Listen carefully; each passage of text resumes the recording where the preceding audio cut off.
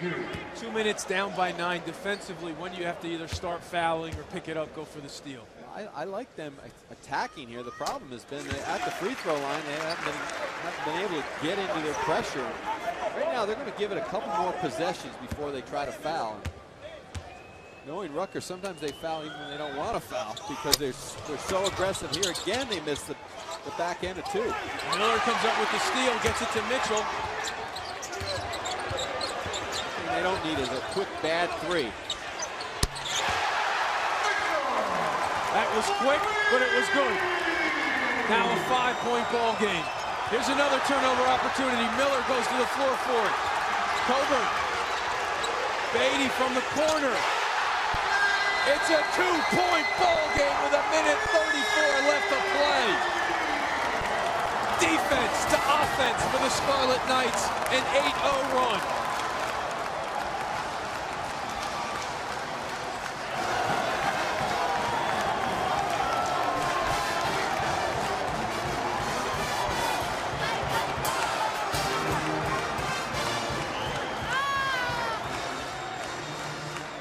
Just when you start warming up the bus and the fans start to leave, this club will come back and bite you in the leg because that's what Mike Rice teaches. I mean, you look at his beady eyes on the sideline, and that's been infused in this ball club, and they're off the miss. Coburn gets in, attacks, and then a weak pass on the perimeter and finding on the perimeter. Quick attack, no. Then Mitchell, is it a good shot? Probably not, but it's good when it goes in, and then off the pressure. Nice hands there. Deflection, great play by Miller, great hustle, and then the extra beat, he almost takes it to the rack, but he says, no, I can make a 3. We talk so much about the senior leadership that Villanova has, but they're the club that's been rattled here all of a sudden on the last couple of possessions. Well, that's why we said don't foul with 2 minutes to go, because with the three-point line, you're never out of a game with 2 minutes only down 10. And 2 quick threes now, and we're back in action, Eamon. So a big possession here. Can the Scarlet Knights get a stop? Miller switches on Fisher. Now Williams. And Villanova mentally started warming up the bus and started to think about Pittsburgh. But they can't get over aggressive with their defense. 5 on the shot clock. Fisher again gets Coburn up in the air. No call, but there's a whistle as Bell attacked the glass. Rutgers got everything it wanted except the rebound. You've got to finish the play, and sometimes you get so excited because you're back in the game that you veer away from your fundamentals. I thought that may happen because Rutgers was extending a little bit too much, and then on the weak side, they didn't attack and they didn't block out Bell. So Jay Wright make some defensive substitutions after the free throw. Bell hits the first.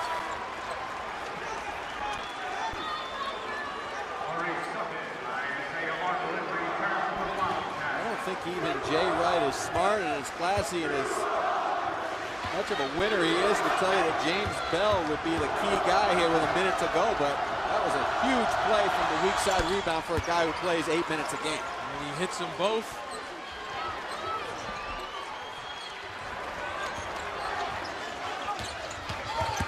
Coburn gets a step. Now Beatty, who's been hot here lately. Mitchell in the paint, pull up, no call, doesn't go down. Miller there for the tip-in.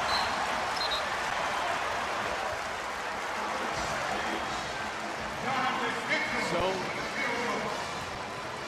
Miller with the tip-in. Just over 46 seconds left to play. It's a 2-point ball game once again. Here again, you see Rutgers. Nice job of not forcing and being patient. Now Mitchell driving in. Jay Wright wanted the charge there. Pena looked like he took it, but Mitchell avoided it by jump stopping and then on the attack on the weak side. That's what happens if you break the defense down and you attack from the middle. What Rutgers wasn't doing early in the game was attacking from the weak side and taking advantage of that penetration into the lane with numbers on the glass. Suddenly, they found a little hop in their step. Rutgers out of timeouts, though, in the final 46 seconds and change. We've been talking about this. Rutgers knocking on the door for that major upset. They've lost their last 3 games by 12 total points, 2 to top 10 teams, Pittsburgh and Notre Dame. As we take a look back, Pittsburgh was here at the rack. Dane Miller with a chance to force overtime, misses the long 3. Pittsburgh survives 65-62, then in Queens. Rutgers rallies to tie it, but Justin Brownlee had the answer. For St. John's, Miller, another prayer comes up short. That would have won it.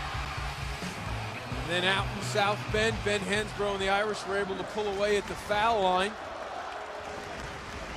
So some close calls, but that's not a man who likes coming close. Well, the one thing they've done here, though, is their offense has got them back into this game. They've scored. They've continued to score.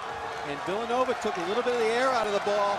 And now they've got to find a way now to get to the free throw line on this possession, because Rutgers has been very, very stingy from the three-point line and around the hoop. They're making them take contested twos.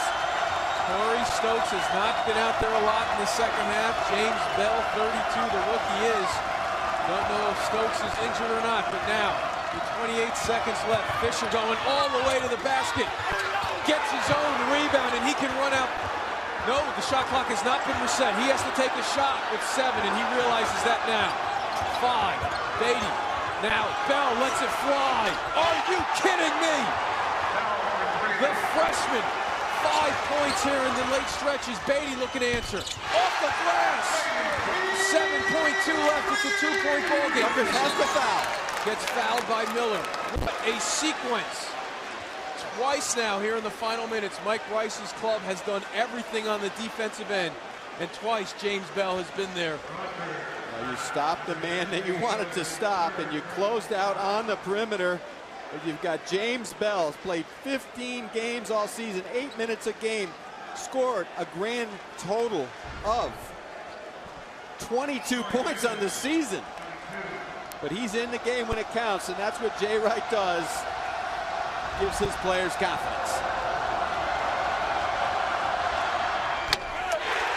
So it'll be a 1-possession game when the Scarlet Knights, if they can get the rebound or take it out after a make. No timeouts left for Rutgers. Jay Wright has 1. But first, Fisher's free throw. That's for Rutgers to try to drive and kick to a trailer out of transition. Watch Mitchell coming down the floor as the third trailer. Here we go. Beatty gets doubled. Mitchell with 2. And 1!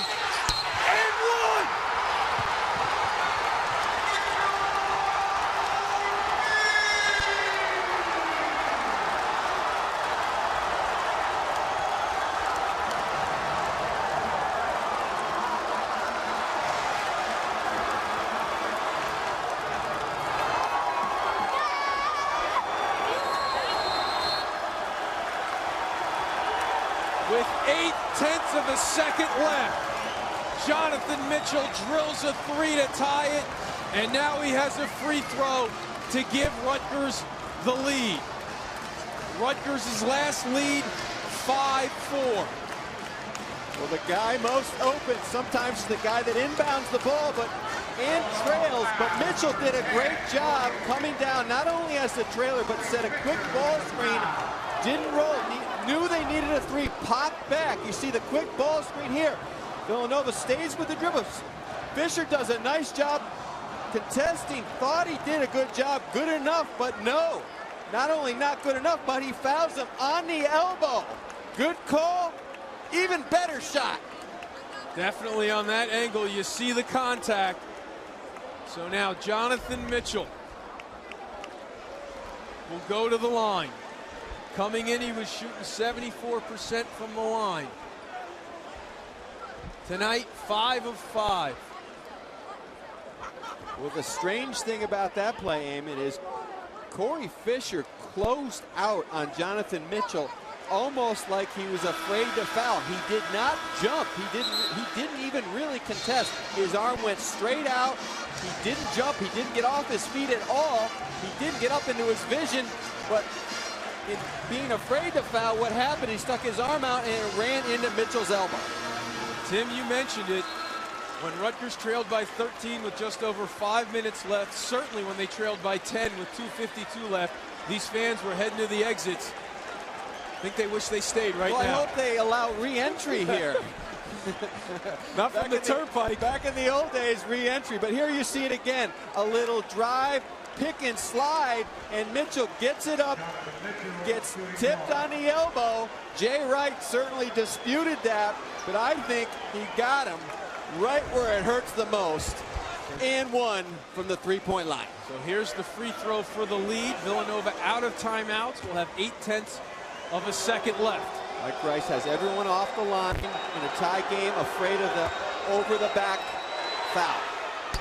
Rutgers leads 77-76. Pressure on the ball. They're going to look to go deep to Corey Fisher at the top of the key. Again, Corey Stokes not out there.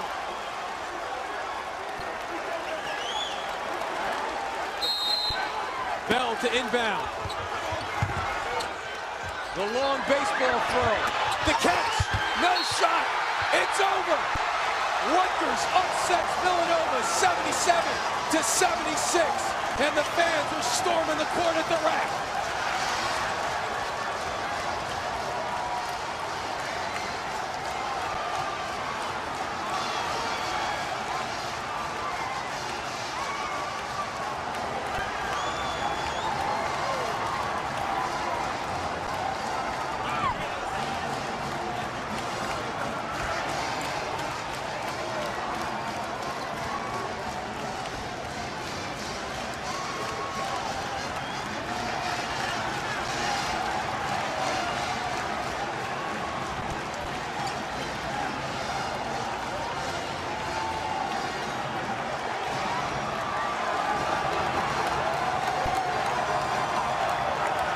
So they trailed by 13 with 5:06 left. They trailed by 10 with 2:52 left. Tim Pernetti hugs his basketball coach. Mike Rice now has that signature upset in year one with the Scarlet Knights. Well, we talked about it in the open. We talked about it all day leading up to the game that Rutgers was going to pick someone off. They played too tough. They played too pesky. But one thing they did tonight, they played tough, they played pesky, but they played offense tonight. They made shots. They got into the lane. They made Villanova guard them, and they didn't quit. Down 10 with 2 minutes to go. People were leaving the building. Everybody didn't believe except that guy right there with the big eyeballs. Mike Rice looked at his players and said, we can still do it. Couple threes later, couple turnovers, they did it. What a moment for Mike Rice and his players, and we take a look back at the winning shot. Down by 3, Jonathan Mitchell, and 1. Perfectly executed. Again, this is the sign of a well-coached team. No timeouts left. They knew what they had to do. They have a play at the end of every game for every different sequence. They don't need a timeout because they're well-schooled. They knew what to do. Pick and slide for the 3. Villanova late on the closeout, plus the foul, brings home the win for Rutgers. Jonathan Mitchell had 24 against Notre Dame, a career-high 25 tonight. Point number 25, delivered the upset. So Rutgers breaks through and stuns number 10 Villanova. Up next for the Wildcats, Pittsburgh at home. Once again, our final score, Rutgers 77, Villanova 76. For Tim Welsh and our entire Big East Network crew, I'm Eamon McEnany. Tune in Saturday at noon Eastern as number 7 Notre Dame plays USF. For more information, log on to ESPNplus.com. The preceding has been an exclusive presentation of ESPN Regional Television, the worldwide leader in collegiate sports. Rutgers stuns Villanova in Piscataway.